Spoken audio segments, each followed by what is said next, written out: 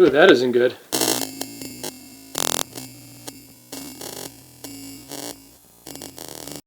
Hey there, bike rider. Thanks for tuning in to Tuesday Tech Tips on CycleCraft TV.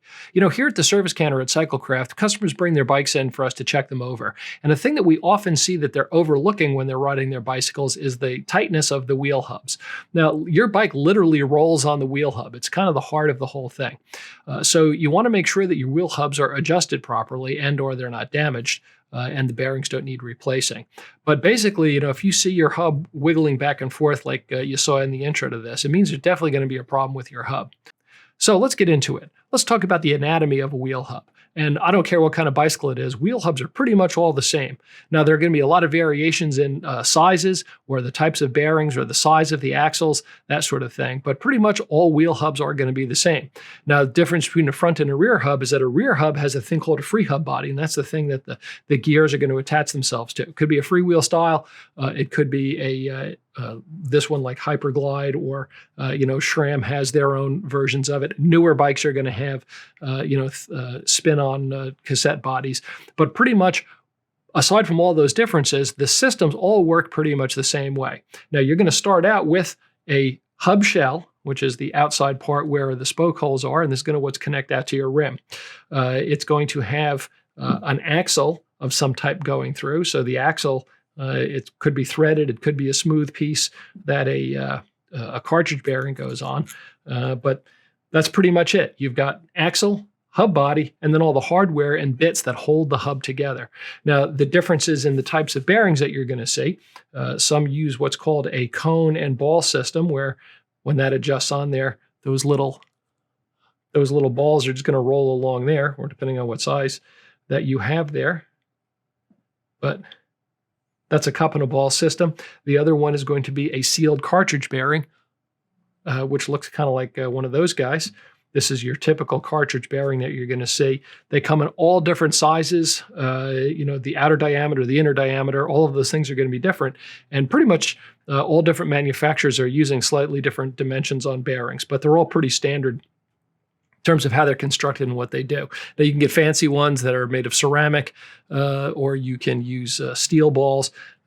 All of those different materials will be differences in hubs, but like I said, hubs are pretty much all the same when you get right down to the way that they work. Okay, so what does that mean? Well, if you look at the way that your hub is all held together, so you have what's called the adjuster nut, which is right here, and then the adjuster nut is the thing that's going to press against the bearings to get the adjustment on it properly, and then you're going to have some series of washers and then an overlock nut to actually hold everything in place. So that's what this system is. Now, you can see on this one, I've pre-loosened this one, so you can see that the, I'll spin this around so you can see it. So you see how that axle is moving back and forth. That's not supposed to happen that way.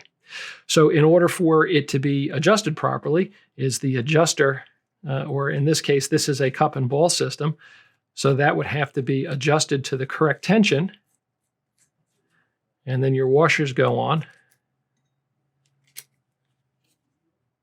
And then you've got your lock nut that goes over that. And that holds all of that together in the right tension.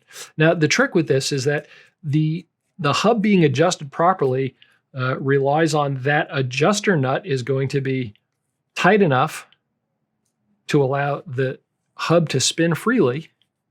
Okay, but if it's over tight and it doesn't spin, it gets real tight on there, that is also not a good situation. So either way, that adjuster nut has to be exactly in the right spot in order for it to create the correct tension. Once you have that, then you have to tighten the overlock nut. The overlock is going to hold all of that in place. Now, it's a pretty straightforward concept, but believe it or not, it requires a pretty good amount of practice in order to get that just right. I don't know how many times I've struggled with using a cone wrench, which is the adjuster wrench that fits on the inside, nut just like that, and then you have the overlock, which is this guy, and that's going to lock that guy on there.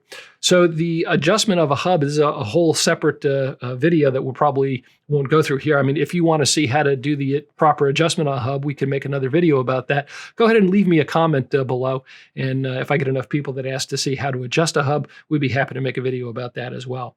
But just so you know, you've got the concepts down.